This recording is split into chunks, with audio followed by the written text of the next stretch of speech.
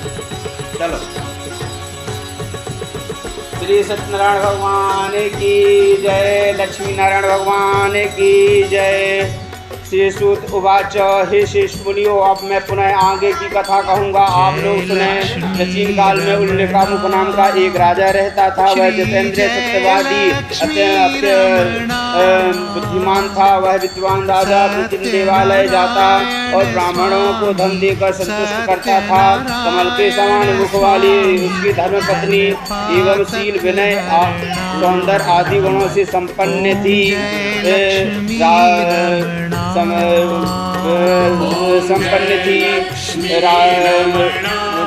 संपन्न थी। राजा एक दिन अपनी धर्मपत्नी के साथ भद्रशिला नदी के तट पर श्री सत्यनारायण भगवान का व्रत कर रहा था। उसी समय व्यापार के लिए अनेक प्रकार के पुष्पकल धनराशि से संपन्न साधु बनिया वहां आया। भद्रशिला नदी के तट पर नाव को स्थापित करके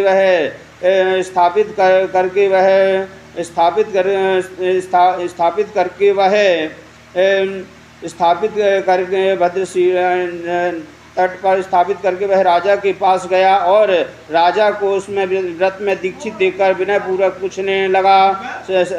साधु बनिया ने कहा, आप भक्ति युक्त चित्त से क्या कर रहे हैं? कृपया वह सब बताइए, इस समय मैं सुनना चाहता हूँ।